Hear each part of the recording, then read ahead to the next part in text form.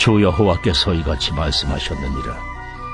내가 또 바벨론의 느부갓네살 왕의 손으로 애굽의 무리들을 끊으리니 그가 여러 나라 가운데 강포한 자기 군대를 거느리고 와서 그 땅을 멸망시킬 때에 칼을 빼어 애굽을 쳐서 죽임당한 자로 땅에 가득하게 하리라. 내가 그 모든 강을 마르게 하고 그 땅을 악인의 손에 팔겠으며 타국 사람의 손으로 그 땅과 그 가운데 있는 모든 것을 황폐하게 하리라. 나 여호와의 말이니라. 주 여호와께서 이같이 말씀하셨느니라. 내가 그 우상들을 없애며 신상들을 높 가운데에서 부수며 애굽 땅에서 왕이 다시 나지 못하게 하고 그 땅에 두려움이 있게 하리라. 내가 바드로스를 황폐하게 하며 소안에 불을 지르며 노나라를 심판하며 내 분노를 애굽의 견고한 성읍신에 쏟고 또 노나라의 무리를 끊을 것이라. 내가 애굽에 불을 일으키니 신나라가 심히 근심할 것이며 노나라는 찢겨 나누일 것이며 높나라가 날로 대적이 있을 것이며 아웬과 비베셋의 장정들은 칼에 엎드러질 것이며 그 성읍 주민들은 포로가 될 것이라. 내가 애굽의 멍에를 꺾으며 그 교만한 권세를 그 가운데서 그치게 할 때에 드함누에스에서는 날이 어둡겠고 그 성읍에는 구름이 덮일 것이며 그 딸들은 포로가 될 것이라. 이같이 내가 애굽을 심판하리니 내가 여호와인 줄을 그들이 알리라 하셨다 하라. 11째 해 첫째 달 7째 날에 여호와의 말씀이 내게 임하여 이르시되, 인자야, 내가 애굽의 바로 왕의 팔을 꺾었더니 칼을 잡을 힘이 있도록 그것을 아주 싸매지도 못하였고 약을 붙여 싸매지도 못하였느니라. 그러므로 주 여호와께서 이같이 말씀하셨느니라. 내가 애굽의 바로 왕을 대적하여 그 두 팔, 그 성한 팔과 이미 꺾인 팔을 꺾어서 칼이 그 손에서 떨어지게 하고 애굽 사람을 문나라 가운데로 흩으며 뭇백성 가운데로 해칠지라. 내가 바벨론 왕의 팔을 견고하게 하고 내 칼을 그 손에 넘겨주리와 내가 바로의 팔을 꺾으리니 그가 바벨론 왕 앞에서 고통하기를 죽게 상한 자의 고통하듯 하리라. 내가 바벨론 왕의 팔은 들어주고 바로의 팔은 내려뜨릴 것이라. 내가 내 칼을 바벨론 왕의 손에 넘기고 그를 들어 애굽 땅을 치게 하리니 내가 여호와인 줄을 그들이 아리라. 내가 애굽 사람을 나라들 가운데로 흩으며 백성들 가운데로 해치리니 내가 여호와인 줄을 그들이 아리라. 여러분 반갑습니다. 오늘도 큐티로 외우는 기막힌 하루입니다. 본 말씀 에스겔서 30장 10절부터 26절의 말씀입니다. 우리가 사는 이 땅에는 우리가 이해하기 힘든 참으로 모순적으로 보이는 일들이 많이 일어납니다. 그 중에 하나가 바로 불의하고 부당한 권력에 대한 것입니다. 우리가 보기에는 너무나 불의하고 자격이 없는 사람인데 그런데 그런 사람이 권력을 잡고 그 권력을 함부로 휘두릅니다. 그리고 그로 인해서 많은 사람들이 고통을 겪습니다. 가정에서 윗질서로 세워진 남자들이 함부로 권위를 휘둘러서 아내와 자녀들이 고통당합니다.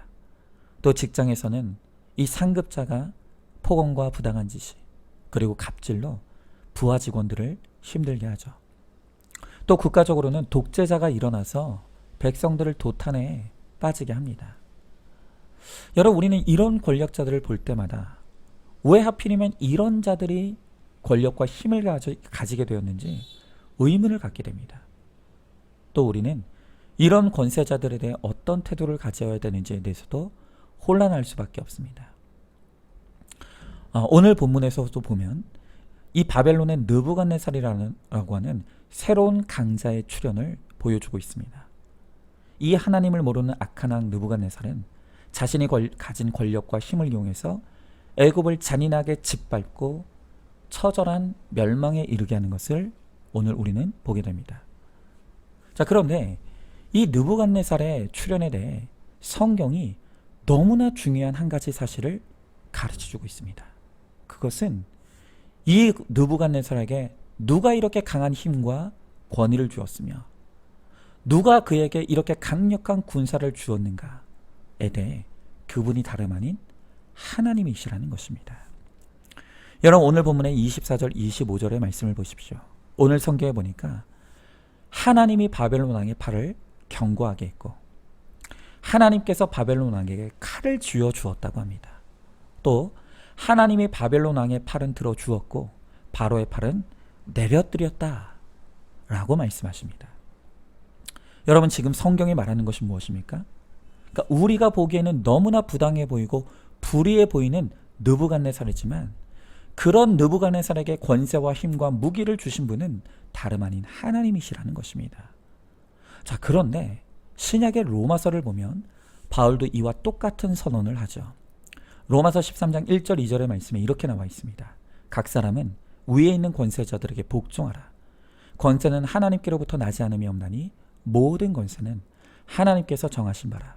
그러므로 권세를 거스르는 자는 하나님의 명을 거스름이니 거스르는 자들은 심판을 자취하리라. 여러분 성경은 그가 의로운 권세자든 불의한 권세자든 모든 권세는 하나님이 정하셨다고 합니다.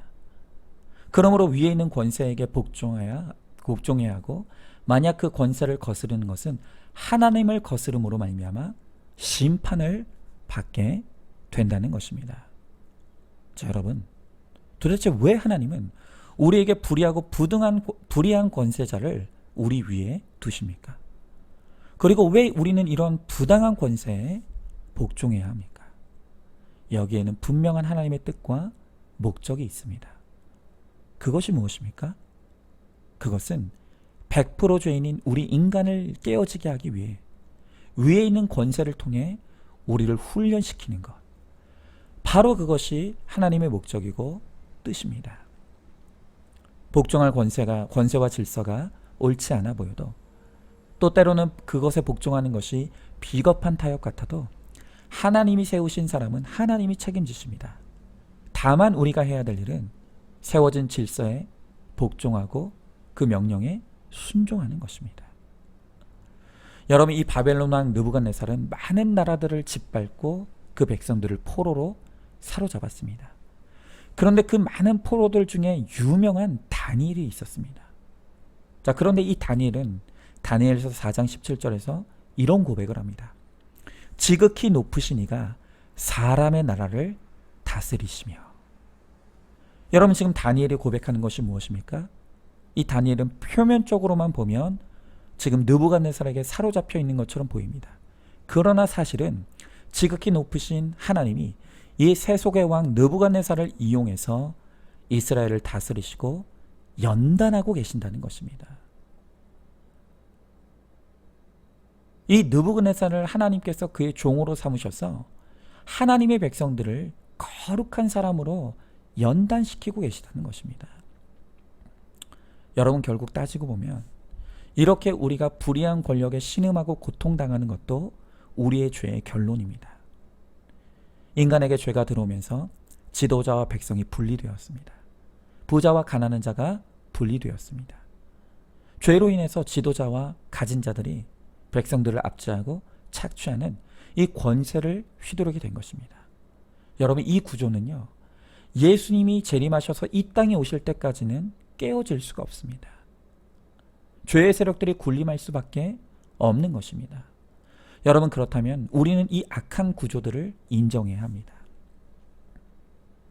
여러분 그러나 우리가 그것을 인정한다고 해서 그것이 힘들지 않은 건 아니죠.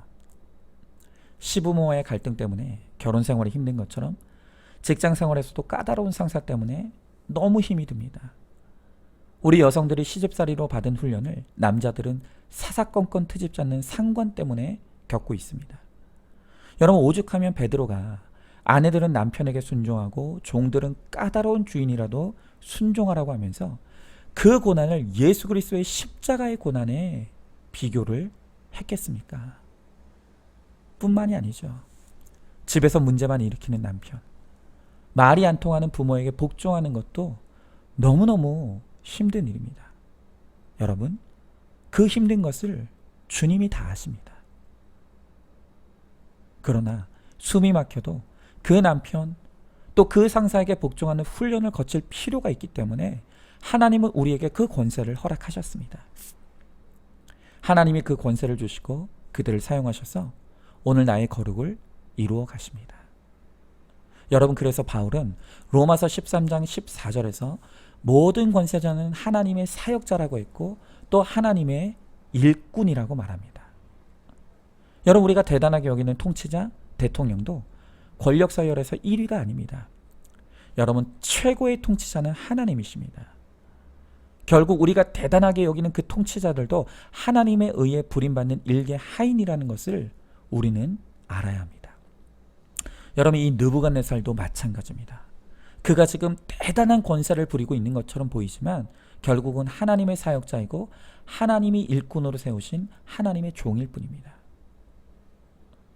우리가 보기에는 너무나 불의해 보이지만 하나님은 이러한 불의한 권세자들을 통해서도 우리의 거룩을 훈련해 가십니다. 여러분, 그렇기에 우리도 복종하지 못할 이유가 없습니다. 그들은 하나님의 종이고 하나님의 뜻대로 사용되고 있기 때문인 것입니다.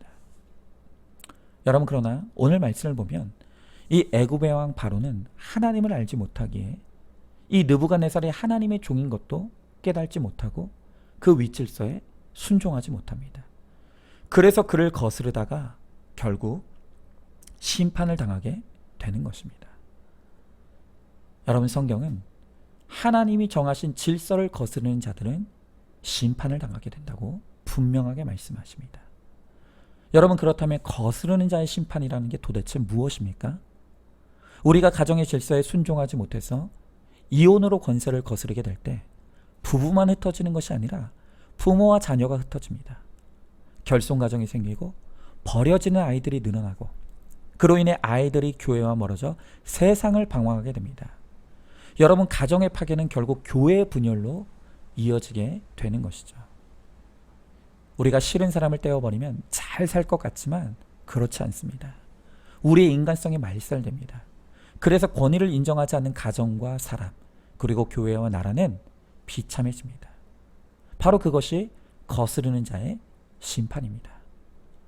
자, 그런데 제가 이렇게 말씀드리면 어떤 분들은 아니, 이혼이 뭐 그렇게 큰 죄냐고, 아니 그러면 이미 이혼한 사람은 어떻게 하란 말이냐고 말씀하실 분들도 있습니다. 여러분, 제가 이런 말씀을 드리는 이유는 이혼한 분들을 정죄하고 판단하려는 것이 아닙니다. 비록 이혼으로 깨어진 가정이라 할지라도 하나님의 생명이 들어가면 얼마든지 회복될 수 있습니다. 가족 중에 단 한 사람이라도 하나님의 권위를 인정하고 미움 대신 사랑으로, 원망 대신 용서로 복종한다면 모두가 심판에서 영광으로 반드시 옮겨질 것입니다. 여러분, 우리가 왜 그렇게 이혼이 절대 불가하다고 말하겠습니까? 그 가정의 불행과 고통을 모르기 때문이 아닙니다. 여러분, 김양재 목사님도 남편과 살면서 이혼하고 싶었던 순간이 헤아릴 수 없이 많았다고 고백합니다. 우리가 그럼에도 불구하고 이혼하지 말 것을 외치는 이유는 하나님이 허락하신 남편의 권세, 시부모님의 권세, 또 직장의 권세에 복종했을 때 하나님이 주시는 말로 다 할 수 없는 귀한 상이 있기 때문입니다. 그리고 그 상 중에서도 가장 귀한 상은 바로 영혼 구원의 상입니다. 하나님은 그럼에도 불구하고 질서에 순종하여 아내의 자리를 지키고 또 부하의 자리를 지키고 또 그렇게 함으로써 나를 거룩하게 하시고 또 거룩하게 세워진 나 한 사람을 통해서 가정과 직장에 많은 사람들의 구원을 이루어가는 것이 바로 그것이 하나님의 뜻입니다. 여러분, 물론 무조건적으로 질서에 순종하라고 말하는 것이 아닙니다. 때로 하나님의 법과 나라의 법이 상충되면 그리스도인은 당연히 상위법인 하나님의 법에 순종해야 합니다. 베드로도 사람보다 하나님께 순종하는 것이 마땅하다고 했습니다. 하나님께 순종하기 위해서라면 권력을 사유하고 착취하는 지도자에게 불복종할 수도 있습니다. 여러분, 모세가 태어날 당시에 새로 태어나는 히브리 남자아이는 무조건 죽이라는 애굽 왕의 명령이 있었죠. 하지만 산파들이 그 명령을 거부하고 모세를 살렸습니다. 다니엘도 느부갓네살 왕이 베푸는 진미를 거절하고 채소만 먹었다고 했습니다. 여리고 기생 라합도 이스라엘의 정탐꾼들을 숨겨주기 위해 여리고 왕의 명령을 듣지 않았습니다. 이 구원을 위한 라합의 선택으로 이스라엘 백성들이 약속의 땅 가나안에 들어가게 되었던 것입니다. 마찬가지로 하나님의 뜻에 순종하기 위해 부모님과 남편에게 불순종할 수도 있습니다.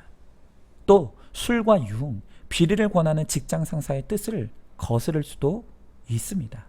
자, 그러나 하나님의 나라의 법과 의를 위한 것이 아니라 내 이익을 위해서, 또 내가 불편하다는 이유로 권력을 비판하고 거스르는 일은 우리가 하지 말아야 되는 것입니다. 하나님은 때로는 부당해 보이고 불의해 보이는 권력까지도 사용하셔서 하나님의 자녀들을 인도하시고 돌아오게 하십니다. 그러나 때가 되면 그들 또한 그들의 선악간에 하나님의 심판을 반드시 받게 됩니다. 여러분, 비록 지금은 느부갓네살 왕이 하나님의 종이 되어서 애굽을 심판하는 도구로 쓰여지고 있지만 훗날 느부갓네살도 바사 제국에 의해 멸망을 당합니다. 또 바사는 그리스에 의해 심판을 당하고 그리스는 로마에 의해 정복을 당합니다. 자, 그렇다면 로마는 누구에게 정복당했습니까? 그렇습니다. 그 모든 권세자들 아래서 복종함으로 거룩의 연단과 훈련을 받은 바로 그 그리스도인들에 의해 로마는 복음으로 정복을 당하게 되는 것입니다. 여러분, 바로 이것이 하나님이 우리를 통해 이루시고자 하는 그 크고 아름다운 구원의 그림인 것입니다. 그러므로 오늘도 하나님이 나의 거룩을 위해 사역자와 종으로 세우신 그 권세자와 질서에 절대 순종함으로 그 절대 순종을 이루는 자에게 베풀어 주시는 구원의 상급을 누리는 저와 여러분, 우리 모두가 될 수 있기를 간절히 소망합니다. 자, 한번 질문해 봅니다. 상사나 연장자의 말에 순종하는 편입니까? 순종도 할 만해야 하는 거라고 나름대로의 소신을 갖고 있지는 않습니까? 윗사람의 인격이 아닌 역할에 순종하는 것이 하나님의 질서임을 알고 있습니까? 술 마시고 때리는 남편, 또는 무능력한 부모를 거스르고 있습니까? 비를 행하는 상사를 거스릅니까? 도덕 양심이 아닌 신앙 양심에 비추어 볼 때 어떤 윗사람이라도 구원을 위해 순종해야 된다는 것을 깨닫기를 바랍니다. 자, 오늘도 마지막으로 10월 7일 보석 상자입니다. 언제나 민감하게 나의 언행을 살피는 것이 중요합니다. 교회 안에서 만났으니 무슨 일이 있든지 나 자유 얻었네, 너 자유 얻었네, 우리 자유 얻었네 하면 얼마나 좋겠습니까? 그런데 나 자유 얻었네, 너 상처 얻었네 하는 경우가 너무나 많습니다. 나는 선한 뜻으로 했기 때문에 자유로운데 연약한 누군가는 실족할 수가 있습니다. 아멘. 오늘도 큐티로 기막힌 하루를 살아내는 하늘가족 공동체 우리 모든 성도님 되시기를 주님의 이름으로 축복합니다.